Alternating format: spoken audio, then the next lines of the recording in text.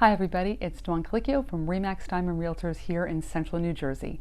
Thank you so much for stopping by my channel today, and if you haven't already, please subscribe to my channel. I post new videos every week all about everything real estate related in Central New Jersey.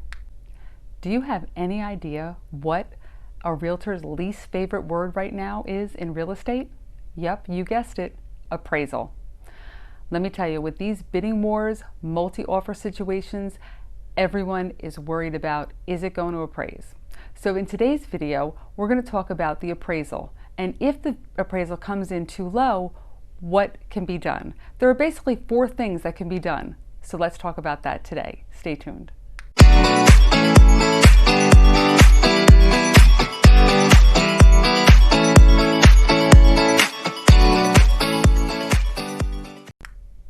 Before we talk about what we can do when an appraisal comes in too low, I just want to give you a little hint about what goes through everyone's head when a bidding war takes place and a over-asking price comes in.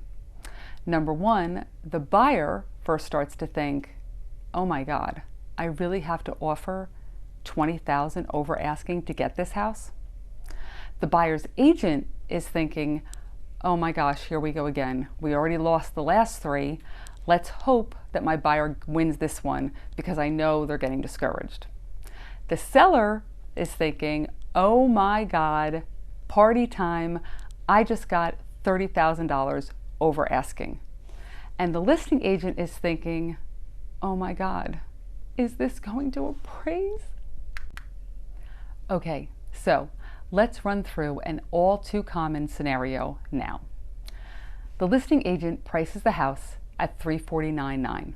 Okay, prior to listing a house, the listing agent always does comps, sees what has sold in the area that is comparable to that property, and lists it accordingly. So now it's listed at fair market value. The showings begin. The phone does not stop ringing. The showing appointment is booking appointments left, right, left, all day long, every day for the first 3, 4, 5 days.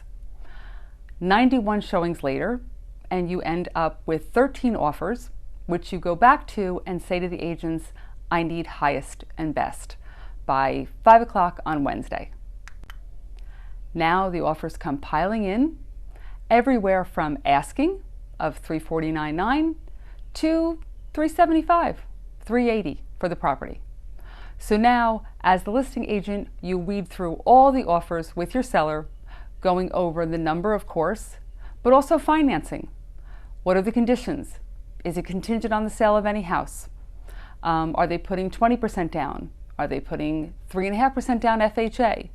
So you basically weed through the sea of contracts, and you and your seller come up with the best offer based on price and conditions. You make the happy phone call to the lucky winner.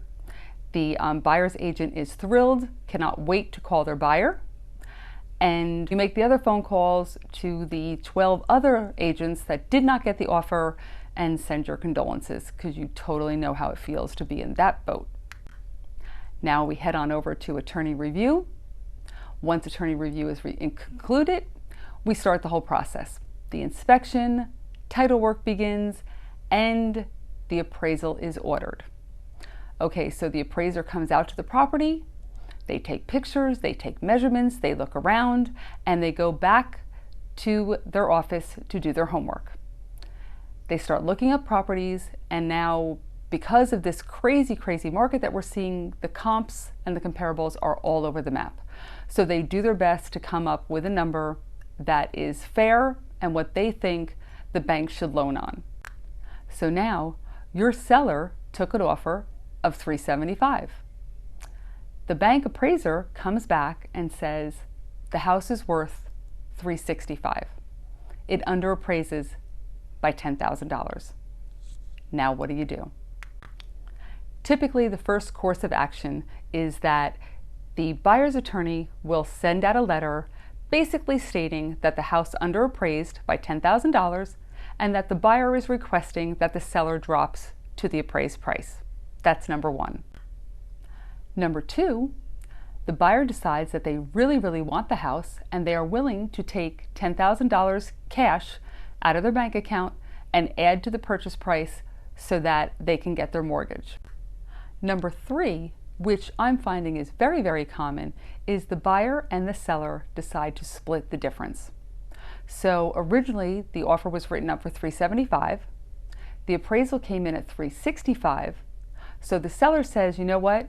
I will come down $5,000 on the purchase price if you come out of pocket with $5,000 in cash. And they meet in the middle at $370. Win-win for everybody. The last alternative is to cancel the deal. Now, in a multi-offer situation, the seller has other options. So if they cancel the deal, they can move to one of the other offers that came in, maybe a little lower, knowing that odds are the next appraiser that comes out will probably appraise it very similar to that appraisal price that they already received of the $365. And the buyer will go off and hopefully try to find another house that they like just as much. So I hope all that information was useful to you. If you want, you can check out my video Highest and Best. That should give you some tips and tricks on how to make your offer stand out from all the others when you are in a bidding war. So listen, take care, please subscribe to my channel, and I will see you next week.